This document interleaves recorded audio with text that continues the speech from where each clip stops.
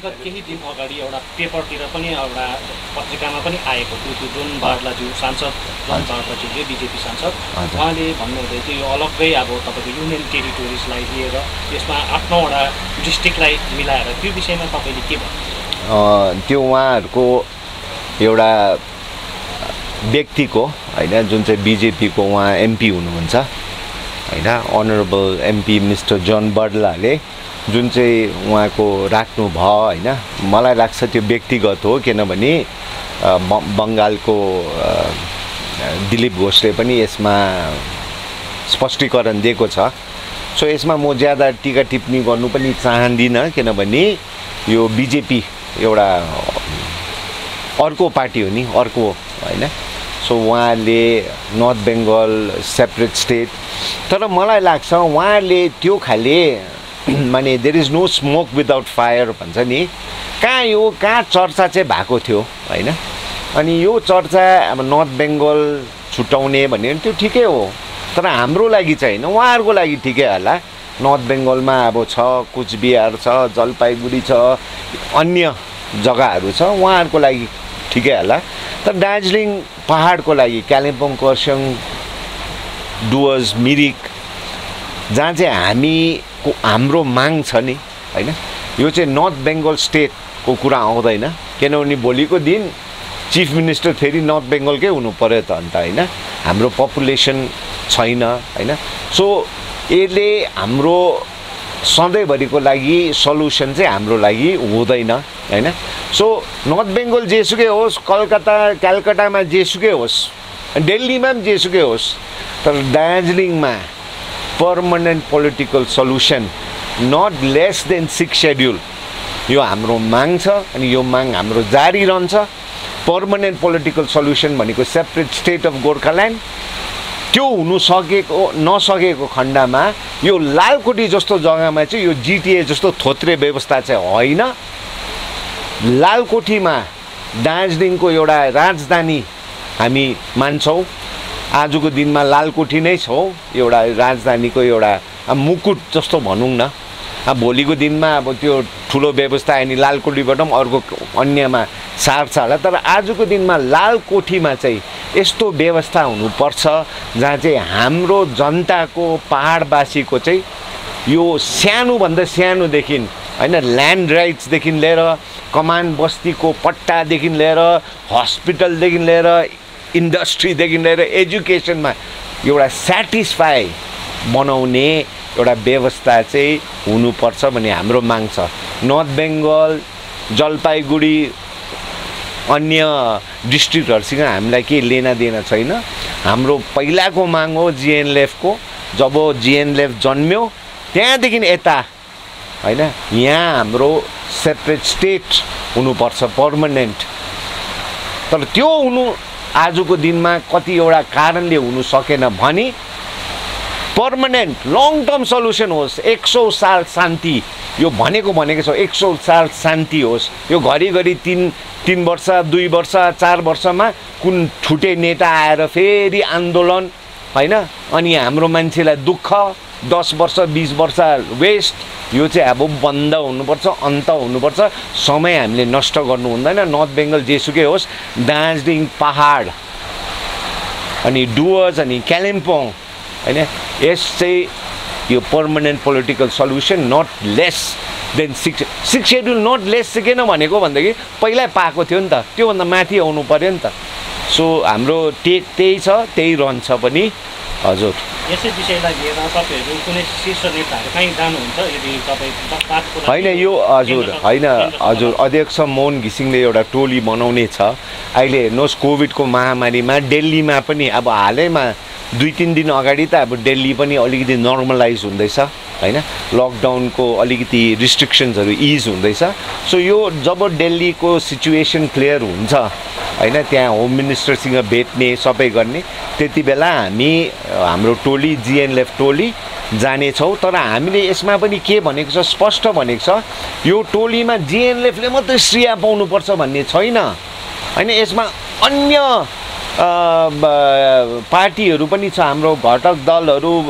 गठबन्धनको दलहरु त्यो दल मात्रै नभइकिन हैन हाम्रो भागोप जस्तो छ, हुनु नन पोलिटिकल हो, तर यो सल्युसनको लागि हैन भागोप पनि इन्भल्भ हुनुपर्छ। मुनिस तामाङ दाजु जस्तो व्यक्तिहरू हाम्रो यिनीहरू यो हाम्रो एउटा हाम्रो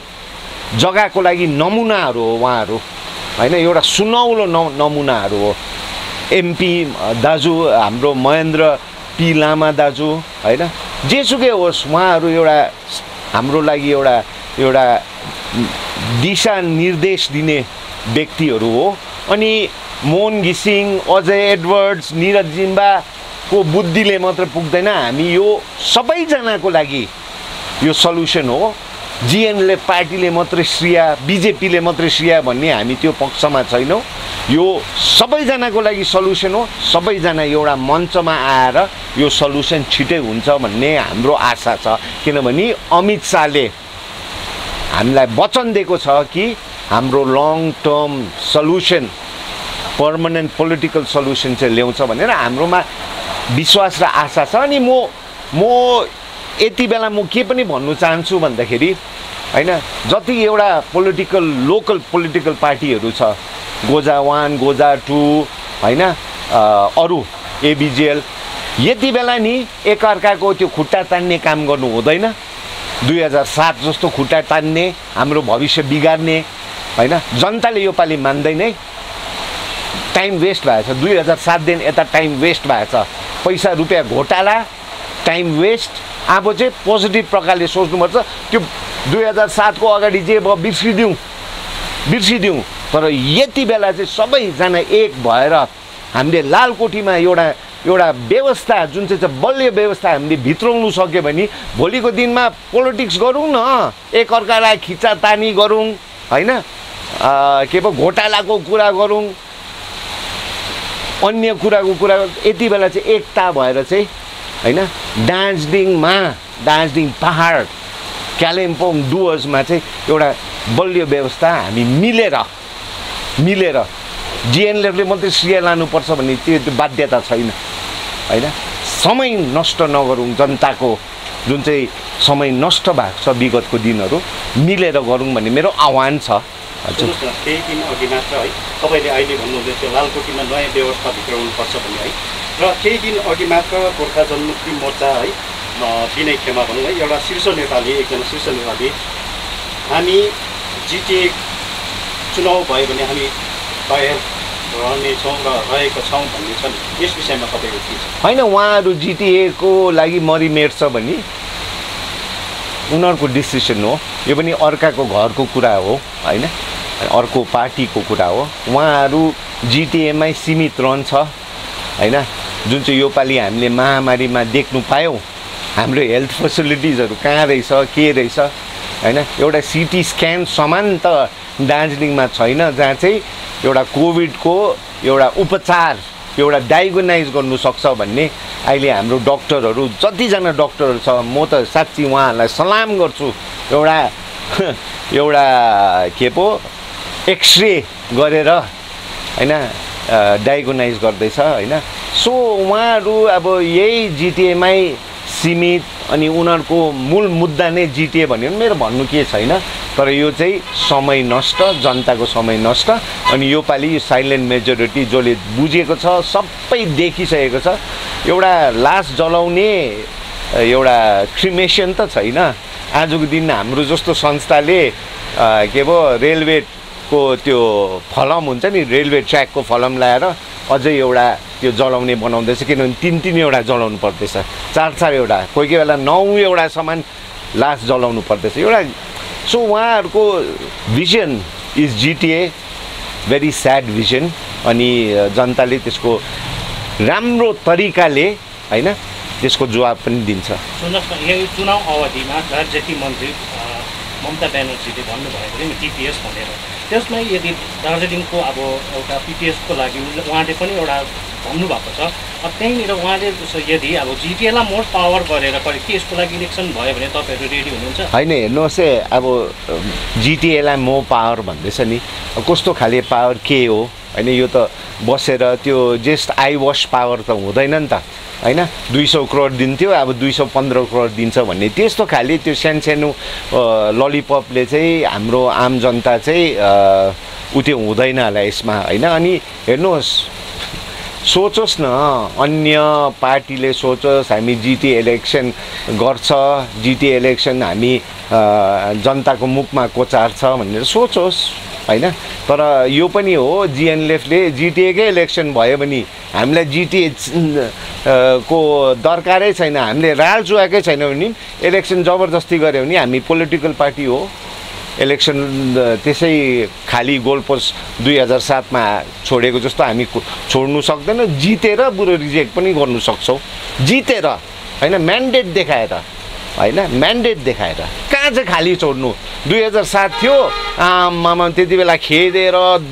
धम्की दिएर गुन्डा गर्दी चलाएर अब त कहाँ खाली पोस्ट हुन्छ कुनै जग्गामा खाली एउटा यहाँ यसमा म स्पष्ट भन्छु जिएनएलएफको टेक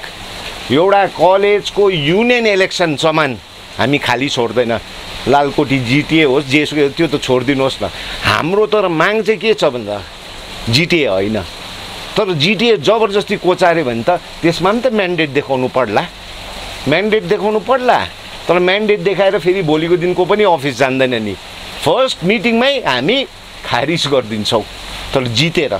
होइन खाली चाहिँ नछोड्ने नसोचे पनि हुन्छ हाम्रो दाजु प्रिय दाजुहरूले जिटिए चाहिँ खाली छोड्छ जिएनएलएफको बाध्य छ केस हालेको छ के हालेको छ पोलिटिकल पार्टी भन्ने के हो इलेक्सन लड्ने म्यान्डेट देखाउने अनि हाम्रो भोलि दार्जिलिङको इलेक्सन म्युनिसिपालिटीको इलेक्सन गऱ्यो भने हामी गर्दैनौँ 32वटा वार्ड हामी जित्छौँ किनभने जनताले हाम्रो माथि आशा गरेको छ अनि त्यो आशा हामीले टुटाउनु इच्छा छैनौँ हामी दार्जिलिङ सपार्नुपर्छ जहाँ हेऱ्यो सबै बिगारेको छ जिटिए पनि त्यही हो 16 करोडको एउटा फुटपाथ बनाउँदैछ भाइ यो डेभलपमेन्टको अगेन्स्टमा होइन हामी 16 करोडको फुटपाथ त्यो पनि कसको लागि त्यो गाउँको बिचारा मान्छेहरूको लागि होइन टुरिस्टहरूको लागि त्यो टुरिस्टलाई बिचारा त्यो फुटपाथमा हिँड्नु इच्छा पनि छैन उनीहरूलाई नेचुरल फ्लोरा एन्ड फौनामा हिँड्ने मान्छेहरूलाई चाहिँ 16 करोडको किन कमिसन 16 करोड बुढो तिमीले हेल्थमा हाल न 16 करोड हाम्रो मान्छेहरू किडनी ट्रान्सप्लान्टको लागि बाहिर जानु पर्दैन होइन सो हामी सबैमा भाग लिन्छौँ सुन्नुहोस् न अहिले अलिकति चर्चाको विषय अलिकति सुन्नमा आउँदैछ है तपाईँहरूकै गोर्खा राष्ट्रिय मुक्ति मोर्चा पार्टीबाटै एउटा शीर्ष नेताहरू है अन्य पार्टीहरूमा सामेल हुँदैछ भन्ने छ नि यस विषयमा तपाईँ होइन हेर्नुहोस् त्यो चाहिँ मलाई त्यति थाहा छैन तपाईँले नाम थाहा भयो को जाने हो नाम चाहिँ थाहा भएन तपाईँ नाम चाहिँ हामीले भन्नु मिलेको कोट गर्नु मिलेको सो यहाँ सुन्नुहोस् जिएनएलएफबाट चाहिँ मान्छेहरू चाहिँ 2007 देखि जानु थालेको 2007 देखि हरेक इलेक्सनको अगाडि यस्तो गयो उस्तो गयो यस्तो गयो हुन्छ तर हामी जितेकै छौँ पब्लिकको आशा बढेकै छ अनि नेतृत्व गर्नेहरूले होइन सोच्यो भने म जान्दाखेरि चाहिँ जिएनएलएफ पार्टी लथालिङ हुन्छ भने चाहिँ त्यो चाहिँ जुनै नेतृत्व होस् टप टु बटम जुनै नेतृत्व होस् साइलेन्ट मेजोरिटी चाहिँ भगवान हो हाम्रो काडरहरू जो चाहिँ यस्तो कष्ट दुःख घर जलायो खेद्यो मार्यो तर पनि पार्टी नछोडेर बस्ने एउटा कर्मठ सदस्यहरू काडरहरू छ उनीहरू कहाँ पनि जान्दैन साइलेन्ट मेजोरिटी त्यसमा थैथाप छ अनि 1-2 जना नेता गयो भने वेलकम होइन तर म यो पनि भन्छु एउटा परिवार हो होइन जानु अगाडि के दुःख मन छ के छ एउटा अध्यक्षसँग मोहन घिसिङसँग भेटेर बसेर एउटा सल्लाह गर्नु एउटा किनभने एकैजना पार्टीबाट छोड्दाखेरि यो खुसीको उते त होइन हामी दुखी हुन्छौँ तर भन्दै पनि जिएनएलएफ पार्टी 2007 देखि यता कस्तो भोगेर पनि आज डेली नै सक्षम भइरहेछ होइन 1-2 जना गयो भने होइन उहाँहरू अब मनाउनु सकेन मनाएर गयो नि उहाँहरू पनि हाम्रो दुश्मन होइन दाजु नै हुन्छ भाइ नै हुन्छ अब को जान्दैछ मलाई थाहा भएन हैन राम्ररी बिदा दिनुपर्छ राम्ररी बिदा दिनुपर्छ पार्टी छोडेर उहाँहरू अन्य पार्टीमा सामेल हुँदाखेरि तपाईँहरूको पार्टीलाई यसले कुनै असर गर्दैन यहाँ सुन्नुहोस् पार्टीलाई असर गर्ने त नि अब मैले भन्दैछु त 2007 देखि यता मान्छे गएकै छ जति एउटा पार्टी आज देख्छ मूल चाहिँ कहाँ हो मूल त जिएनएलएफै हो गोजा 1 नै होस् गोजा 2 नै होस् विनय दाजु नै होस् विमल गुरुङ नै होस् तर आजको दिनमा जिएनएलएफ पार्टी बलियो डेली कसको बल कार्डरहरू त छँदैछ हाम्रो माया गरेर बस्ने उनीहरू त यताउति जान्दैन भोलि अझै एडवर्ड चाहिँ जिएनएलएफ पार्टी छोड्यो भने एकैजना कार्डर पनि मेरो पछि लाग्दैन है जो चाहिँ यत्रो साल बसेको छ थामेर हैन सो मैले के भन्दैछु भोलि म गए हो कि अरू को नेतृत्व गयो भने त के काम लाग्दैन म एक्लै हुन्छु हैन सो मलाई के लाग्छ भन्दाखेरि असर जिएनएलएफ पार्टीलाई पर्दैन GNLF party up and up हैन जिएनएलएफ पार्टीलाई एउटा नम्र प्रकारले म एउटा हम्बल प्रकारले अनि म एउटा हृदयबाट चाहिँ आम जनतालाई यति धन्यवादी दिन्छु कि उहाँहरूले यस्तो माया अनि एउटा आशाको किरण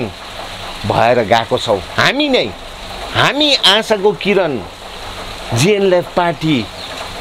पार्टीको नेतृत्व मोहन घिसिङ अजय एडवर्ड्स हामी सबैजना एउटा आशाको किरण भएको छ आम जनताको लागि अनि तपाईहरुले यो विश्वास जुन चाहिँ हाम्रो काँधमा हालेको छ हामी कुनै हालतमा